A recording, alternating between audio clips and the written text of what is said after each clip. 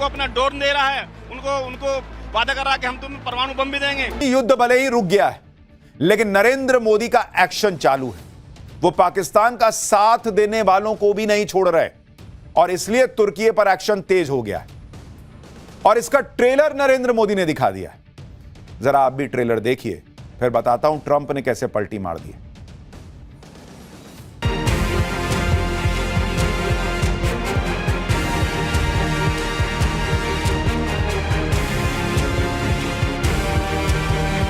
प्रारंभिक रिपोर्ट से पता चलता है कि वे तुर्की के असीस गार्ड सोंगर ड्रोन थे। ओके, वहाँ बिल्कुल मत जाओ, वहाँ का एप्पल हर चीज़ बंद कर दो, वहाँ पे सब कुछ बायकॉट कर दो। हम पाकिस्तान, तुर्की और चाइना के खिलाफ भी बॉयकॉट करेंगे और हम उन्हें इकोनॉमिकली वीक करेंगे। वफा के जख्मी परिंदे, वफा के जख्मी परिंदे, तेरे लहू की कसम, तेरे शिकारी का खाना खराब कर दूंगा। जब अपने खिलाफ पाकिस्तान लड़ रहा है तो पहला भी फ्लाइट टर्की ने अपने खिलाफ ही भेजा, तो ऐसे गद्दार लोगों का एप्पल हम काय को खाएंगे। यानी भारतीय कह रहे हैं कि ये तुर्की का सेब खाने का समय नहीं है, उसे सबक सिखाने का समय है। तुर्की के खिलाफ ये एक्शन तो सिर्फ ट्रेलर है। अभी तो तुर्की को घुटनों पर लाने के लिए पूरी फिल्म का आना बाकी है, क्योंकि तुर्की के ही ड्रोन पाकिस्तान ने भारत के खिलाफ यूज किए थे। और वो तुर्की है जिसके यहां भूकंप आया तो भारत ने सबसे पहले मदद की थी। कैसा देश है भाई। सूत्रों के मुताबिक ऑपरेशन सिंदूर के बाद मोदी सरकार ने तुर्की की कंपनियों से जुड़े सभी समझौतों को रिव्यू करना शुरू कर दिया। ये समझौते मेट्रो, रेल, सुरंग निर्माण और एयरपोर्ट सर्विसेज से लेकर एजुकेशन और मीडिया जैसे फील्ड्स में हुए हैं। भारत में मैन्युफैक्चरिंग, एविएशन, मेट्रो रेल और आईटी जैसे सेक्टर्स में काम कर रही तुर्की की कंपनियों की भूमिका का दोबारा रिव्यू किया जा रहा है। IBEF यानी इंडिया ब्रांड इक्विटी फाउंडेशन की फरवरी 2025 की रिपोर्ट के मुताबिक फाइनेंशियल ईयर 2023-24 में भारत और तुर्की के बीच आपसी व्यापार 88,000 करोड़ रुपए के पार चला गया था। ऐसे में अगर तुर्की के खिलाफ भारत की फाइनेंशियल स्ट्राइक तेज हुई तो तुर्की को हजारों करोड़ रुपए का नुकसान तय है। भारत ने तुर्की के खिलाफ यह एक्शन ऐसे समय में शुरू किया है जब तुर्की अपनी आतंकी देश पाकिस्तान की मदद जारी रखने को उतारू दिख रहा है। आज तुर्की ने एक बार फिर आतंकियों को पालने वाले पाकिस्तान के समर्थन की बात कह दी। तुर्की के राष्ट्रपति एर्दोगन ने पाकिस्तान के पीएम शहबाज शरीफ को डियर ब्रदर बताया और भविष्य में भी पाकिस्तान के साथ खड़े होने की बात कही। तुर्की के राष्ट्रपति ने कहा कि डियर ब्रदर शहबाज शरीफ तुर्की और पाकिस्तान का भाईचारा सच्ची दोस्ती के बेहतरीन उदाहरणों में से एक है। आगे एर्दोगन ने लिखा कि वो भविष्य में भी अच्छे बुरे समय में पाकिस्तान के साथ खड़े रहेंगे। पाकिस्तान और तुर्की की दोस्ती जिंदाबाद। और ये दोस्ती कोई ऐसी नहीं है कि पाकिस्तान ने तुर्की की कोई मदद कर दी। ये वही कि तुम भी मुसलमान हम भी मुसलमान, तुम भी इस्लाम मानने वाले हम भी इस्लाम मानने वाले हिसाब चल रहा है और कुछ नहीं। अगर मानवता की बात होती तो वो भारत का वो की मदद याद रखते कि जब हम इतने संकट में थे कि भयंकर भूकंप आया था कि नरेंद्र मोदी ने भारत की तरफ से सबसे पहले मदद भिजवाई थी।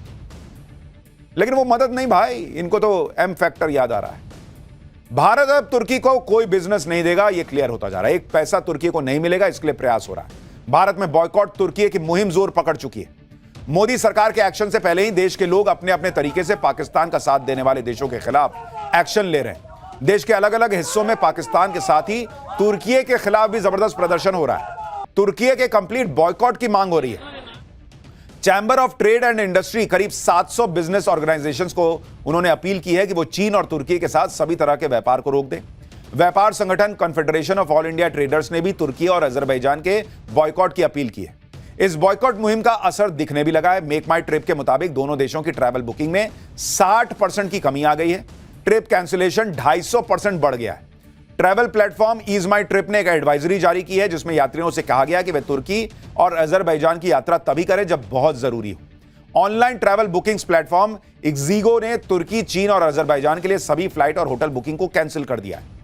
आप सुनिए, गुजरात में राजकोट में टूर ऑपरेटर्स ने तुर्की के टूर का बॉयकॉट कर दिया।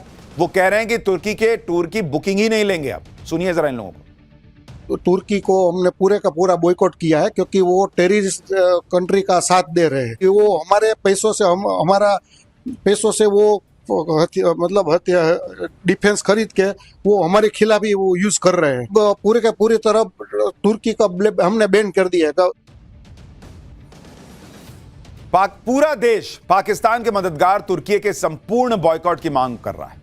सरकार ने तुर्की के खिलाफ एक्शन शुरू कर दिया। व्यापारी हों या ट्रैवल एजेंसियां या फिर फिल्म इंडस्ट्री, सब एक आवाज में तुर्की का बॉयकॉट कर रहे हैं।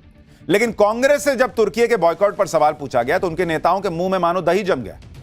प्रेस कॉन्फ्रेंस में मौजूद कांग्रेस नेता जयराम रमेश और पवन खेड़ा बगले झांकने लगे, एक दूसरे की तरफ माइक करने लगे कि तुम बताओ, तुम बताओ, तुम बताओ। बोले फिर अच्छा देखते हैं, बाद में बताएंगे। सुनिए, देखिए कांग्रेस की हालत।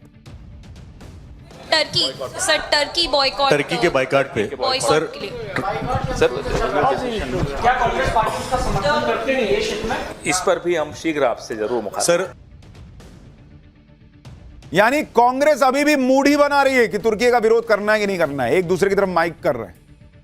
एक लाइन नहीं बोल सकते थे कि देश के खिलाफ जो भी है हम उसके साथ कैसे हो सकते हैं, ये कांग्रेस की नीति है। नहीं बोल सकते थे, इधर उधर माइक करने लगे। कांग्रेस भले ही तुर्की के खिलाफ देश में भड़के गुस्से पर कंफ्यूज है, लेकिन भारत के लोगों ने मन बना लिया है कि पाकिस्तान की मदद का सबक तुर्की को सिखाएंगे। व्यापार संगठनों और ट्रैवल एजेंसीज के बाद अब देश की यूनिवर्सिटीज भी बॉयकॉट तुर्की मुहिम में शामिल हो गई। दिल्ली में जवाहरलाल यूनिवर्सिटी यानी जेएनयू ने तुर्की की इनोनू यूनिवर्सिटी के साथ हुआ एमओयू रद्द कर दिया है। इस एमओयू पर इसी साल 3 फरवरी को साइन किए गए थे। जामिया मिलिया इस्लामिया ने भी तुर्की सरकार से जुड़े सभी एजुकेशनल संस्थानों से किए गए एमओयू को सस्पेंड कर दिया है। इसी तरह कानपुर यूनिवर्सिटी ने भी तुर्की की इस्तांबुल यूनिवर्सिटी के साथ किए गए एमओयू को रद्द कर दिया है। दो देशों की यूनिवर्सिटीज के बीच क्रॉस कल्चरल रिसर्च और स्टडी में आपसी सहयोग को बढ़ावा देने के लिए इस तरह के एमओयू साइन किए जाते हैं। वहीं भारत के कई सेब व्यापारियों ने तुर्कियों से सेब इंपोर्ट नहीं करने का ऐलान कर दिया है। फिल्म इंडस्ट्री के कई डायरेक्टर्स ने अपनी फिल्मों की तुर्की में होने वाली शूटिंग कैंसिल कर दी है। यानी जिससे जो बन पड़ रहा है उस लिहाज से वो तुर्की का विरोध कर रहा है। कितना असर होगा, कितना इंपैक्ट होगा, इंपॉर्टेंट नहीं है। मैसेज जाना जरूरी है कि तुम आतंकवाद के साथ खड़े हो तो हम तुम्हारे साथ नहीं खड़े हो सकते। और पाकिस्तान खुद तो डूबेगा, अपने दोस्तों को भी लेकर डूबेगा, यह क्लियर होता जा रहा है। पाकिस्तान की हालत इस समय ऐसी है कि उस पर आंधी आई हुई है, भारत नाम की एक आंधी। जब आंधी आती है तो आप जल्दी जल्दी दरवाजे खिड़की बंद करते हैं, लेकिन पाकिस्तान इस भारत की आंधी में उड़ा जा रहा है। वो एक खिड़की बंद करता है तो दूसरी खिड़की खुल जाती है, फिर दौड़ के उधर जाता है, खिड़की बंद करता है तो दरवाजा खुल जाता है। और भारत की आंधी पाकिस्तान को उड़ा ले जाएगी ऐसा लग रहा है, क्योंकि एक तरफ भारत ने ऑपरेशन सिंदूर के बाद पीओके वापस लेने की बात बार बार करनी शुरू कर दी है। मिशन पीओके का बटन दबा दिया है नरेंद्र मोदी ने, ऐसा लगने लगा है।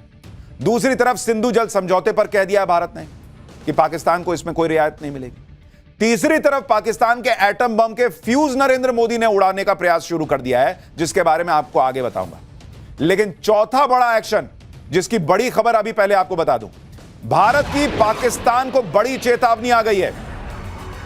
भारत ने आतंकी हाफिज सईद पाकिस्तान भारत को सौंपे, यह पाकिस्तान से कह दिया है। मसूद अजहर, भारत ने कह दिया है कि पाकिस्तान आतंकी मसूद अजहर को भी भारत को सौंपे। आतंकी सैफुल्लाह, जो इस पहलगाम हमले का मास्टरमाइंड है, भारत ने पाकिस्तान से कहा है कि इसको भी सौंपो, हमको दो, तुमसे नहीं होगा, हम इनको निपटा देंगे। पहलगाम अटैक का मास्टरमाइंड है सैफुल्लाह। भारत ने पाकिस्तान को मोस्ट वांटेड आतंकियों की एक लिस्ट दे दी है भाई। भारत ने कह दिया है कि ये अब एक दो इस पे उस पे बात नहीं होगी, हम घुस के मारना चाहेंगे मार देंगे, तुमने देख लिया, इसलिए बेहतर है कि ये लिस्ट पकड़ो और हमको हाफिज सईद भी दे दो, हमको वो मसूद अजहर भी दे दो, और हमको ये सैफुल्लाह और बाकी जो पूरी लिस्ट है दे दी है भारत कि खत्म करो तमाशा, ये दे दो हमको। और ये बहुत बड़ी बात है। सुनिए विदेश मंत्री एस जयशंकर ने इस पर क्या कहा है। I think the Prime Minister made it very clear that the only talks with Pakistan will be on terror. That Pakistan has a list of terrorists who need to be handed over. They have to shut down the terrorist infrastructure. विदेश मंत्री S Jaishankar ने clear कर दिया है कि पाकिस्तान को list दी जा चुकी है आतंकियों की, अब तुम्हारा एक ही काम है कि उनको भारत को सौंप दो। और भारत ये करा सकता है क्योंकि भारत ने इस वक्त पाकिस्तान की नस दबा रखी है, सिंधु जल समझौता। भारत बोले थोड़ा पानी छोड़ेंगे, तुम एक काम करो, उधर से ये आतंकी भेजो इधर।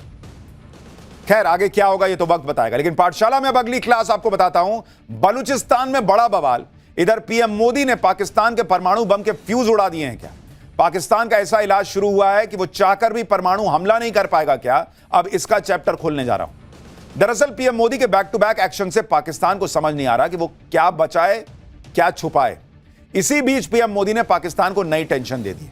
पहले भारत ने पाकिस्तान के उन एयरबेसेस को तबाह किया जिसके पास ही पाकिस्तान के परमाणु ठिकाने हैं। अब पीएम मोदी पाकिस्तान का वो इलाज करने चले हैं जिससे पाकिस्तान अपने एटम बम से भी हाथ गवा देगा। पीएम मोदी वो प्लान बना रहे हैं जिससे पाकिस्तान के परमाणु धमकी का परमानेंट इलाज हो सकता है। पीएम मोदी वो चक्रव्यूह रच रहे हैं जिससे पाकिस्तान के पास परमाणु हथियार तो होंगे लेकिन उनका रिमोट कंट्रोल ही नहीं होगा, ऐसी स्थिति हो जाएगी। यानी जिस ताकत पर पाकिस्तान उछलता था, पीएम मोदी उसकी ताकत का बटन स्विच ऑफ करने वाले हैं। एक बार यह बटन स्विच ऑफ हो गया तो पाकिस्तान कहीं का नहीं रहेगा। आतंकवाद पर तो पाकिस्तान पहले ही घिरा हुआ है, उसे नेक्स्ट लेवल पर घेरने की तैयारी भारत ने शुरू कर दी। पाकिस्तान को लेकर पीएम मोदी ने क्या नया प्लान बनाया है, पाकिस्तान ने परमाणु बम कैसे भारत उससे छीन सकता है, पाकिस्तान के परमाणु बम को लेकर क्या नया अपडेट है, आज आपको सब बताऊंगा। ऑपरेशन सिंदूर पर ब्रेक के बाद पीएम मोदी ने दुनिया को बता दिया था कि अब पाकिस्तान की परमाणु ब्लैकमेलिंग नहीं चलेगी। यह बयान पीएम मोदी के उस प्लान का हिस्सा था जिसे उन्होंने पाकिस्तान के खिलाफ लॉन्च कर दिया। अब यह प्लान क्या है उसके बारे में थोड़ा आपको बताता हूं। आतंकवाद के मोर्चे पर तो भारत ने पहले ही पाकिस्तान को घेरा हुआ है। अब भारत दुनिया को यह बताएगा कि पाकिस्तान कैसे पूरी दुनिया के लिए एक बहुत बड़ा खतरा है, कैसे पाकिस्तान के परमाणु हथियार सुरक्षित नहीं है और इसका कुछ करना होगा भाई, नहीं तो पूरी दुनिया तबाह हो सकती है। आज रक्षा मंत्री राजनाथ सिंह का बयान सुनिए, उनके बयान में ही पीएम मोदी का अगला प्लान क्या है आपको समझ में आ जाएगा, फिर उसकी डिटेल बताता हूं। पूरी दुनिया ने देखा है कि कैसे गैर जिम्मेदाराना तरीके से पाकिस्तान द्वारा भारत को अनेक बार एटमी धमकियां दी गई हैं।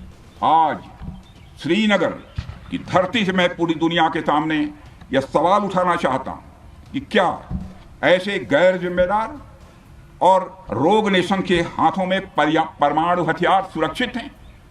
मैं दुनिया के सामने यह सवाल खड़ा करना चाहता हूं। मैं मानता हूं कि पाकिस्तान के एटमी हथियारों को IAEA international atomic energy agency की निगरानी में लिया जाना चाहिए। रक्षा मंत्री राजनाथ सिंह का यह बहुत बड़ा बयान है। इसका सीधा मतलब यह है कि भारत पाकिस्तान के परमाणु ठिकानों पर हमेशा के लिए ताला लगवाने की अब तैयारी शुरू कर चुका है। भारत ने ठान लिया है कि अब दुनिया को पाकिस्तान के आतंकवाद के साथ साथ उसके परमाणु खतरे से भी जो डर जुड़ा हुआ है वो दिखाना पड़ेगा। आप ध्यान दीजिए कि पिछले 10 साल में नरेंद्र मोदी ने दुनिया में घूम घूम कर सबको बताया कि ये एक नंबर का टेररिस्ट कंट्री है पाकिस्तान, इसको छोड़ना नहीं चाहिए। और इसलिए जब भारत एक्शन करता है तो दुनिया भारत के साथ खड़ी होती है। और अब पाकिस्तान के परमाणु हथियार दुनिया के लिए कितने खतरनाक है, भारत अब इस मुहिम को आगे बढ़ा रहा है। क्योंकि भारत ने पाकिस्तान को बता दिया नूर खान बेस और सरगोदा उड़ा के कि तुम हम पे फोड़ तो नहीं पाओगे, लेकिन अब वो दुनिया को बता रहा है भाई हम पे नहीं फोड़ पाएगा, लेकिन इधर उधर फटेगा तुम सोच लेना फिर किसका क्या होगा। दुनिया के लिए जानना जरूरी है कि एक ऐसे देश के पास 170 परमाणु बम है जो इंटरनेशनल टेरर का गढ़ है। एक ऐसे देश के पास 170 परमाणु बम है जहां सेना और आतंकियों के बीच गठजोड़ है। एक ऐसे देश के पास 170 परमाणु बम है जो कंगाल है, जहां फौज बेलगाम है, जहां तख्ता पलट आम बात है। एक ऐसे देश के पास परमाणु बमों का जखीरा है जहां के नेता परमाणु बम की धमकी ऐसे देते हैं जैसे परमाणु बम नहीं सुतली बम की बात कर रहे हैं।